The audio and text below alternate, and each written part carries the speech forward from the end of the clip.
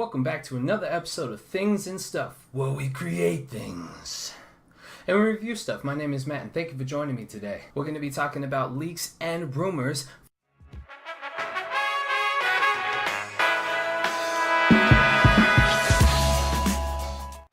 Galaxy Note 6 leaks and rumors. We're going to start off with this one, that Samsung is planning on bumping up the release date of the Note 6 to late July and early August, and they're going to be doing this for the reason of creating a gap.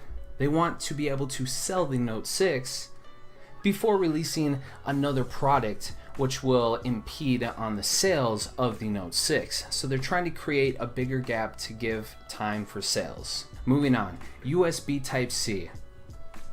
I think it's time for them to upgrade because everyone else is upgrading, and there's no real reason not to. I understand the S7 Edge, they wanted to continue using the micro USB for the sake of the VR headset, but both those have been out for a while now, and I could see them either building an adapter for the current VR headset, or they're just going to release another VR headset.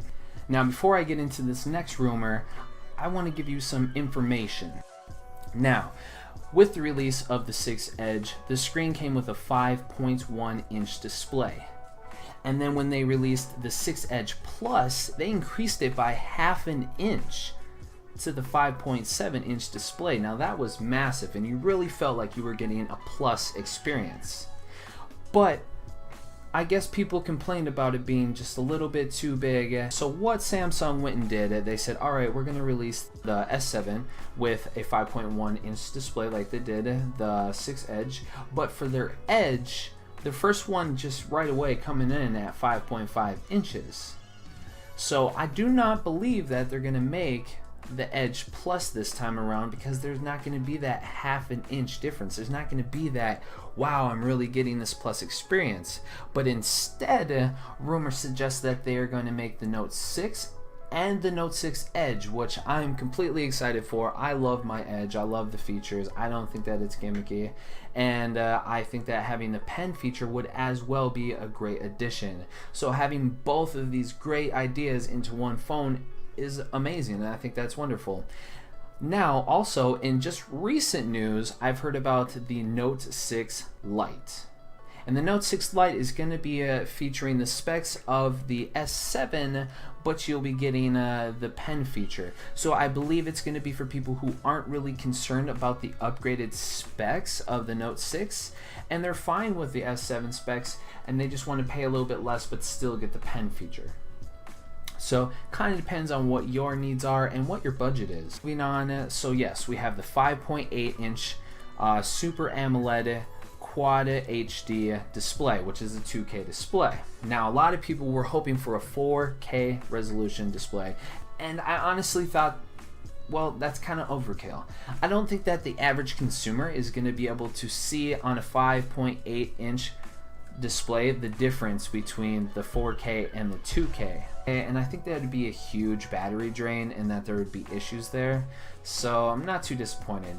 But talking about battery, 4,200 milliamps, that is what I am hearing, and that is crazy. When you compare that to the 7 Edge coming in at 3,600 milliamps, or you compare it to the iPhone 6s Plus only coming in at 2,750 milliamps, or the rumored iPhone 7 coming in at 3,000 milliamps, but we'll save that for another video.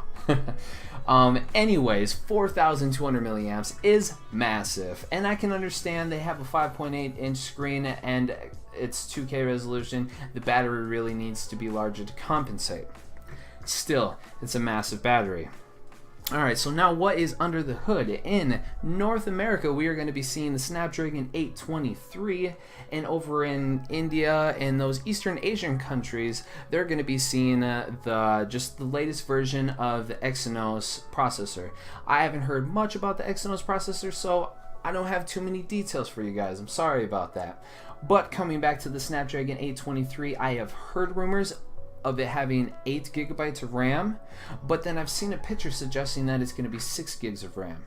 Either way, I think that it's an improvement coming from our standard of the 4 gigs, and Apple's standard of 2 gigs. Come on now, Apple, you're falling behind. All jokes aside, I think the new Snapdragon 823 will be a nice little improvement. It's supposed to be 18% faster, which is an improvement. Moving on. We're going to talk about storage. And there are 3 different storage options that I've been hearing that could be leaked or could be revealed to us soon here. Now, right now, the current is 32 gig and 64 gig. One of the rumors suggests that we will have a 64 gig and 128 gig. So we're going to be bumping up our standard now to the 64 128 gig with the expandable storage of micro SD, which sounds like a great deal, you know. Unless you are really big into media, I don't think that you're going to have too many issues.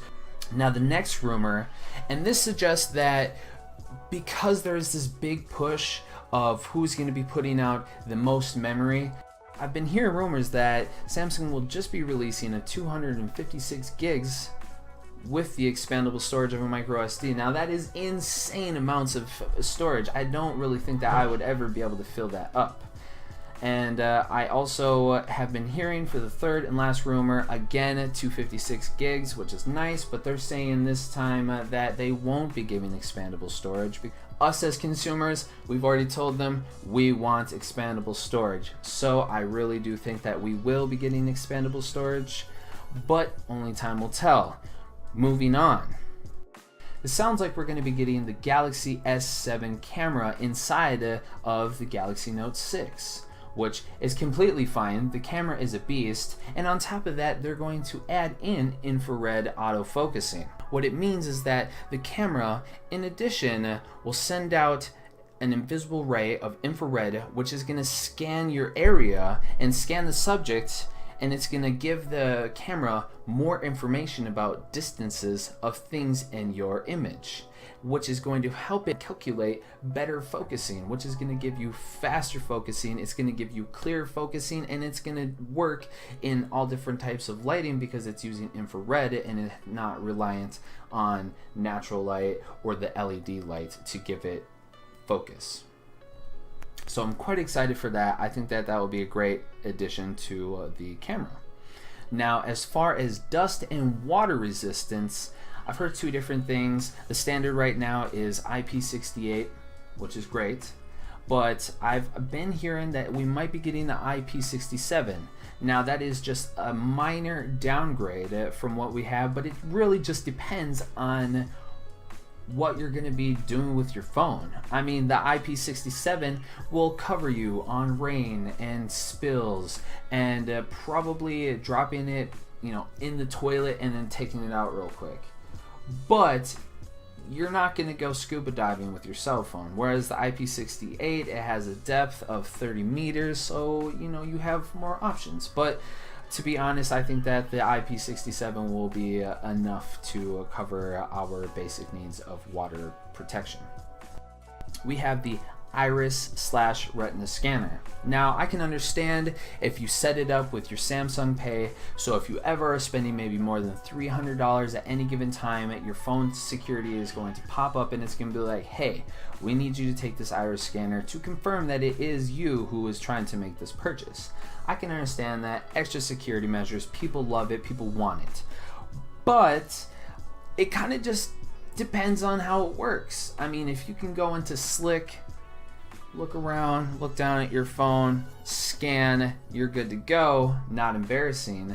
Now, if you have to bust out your phone in the middle of the line to make your purchase at the grocery store to stare into your phone very awkwardly, I think it's going to get embarrassing for a lot of people. And that's why I feel like it's a little gimmicky.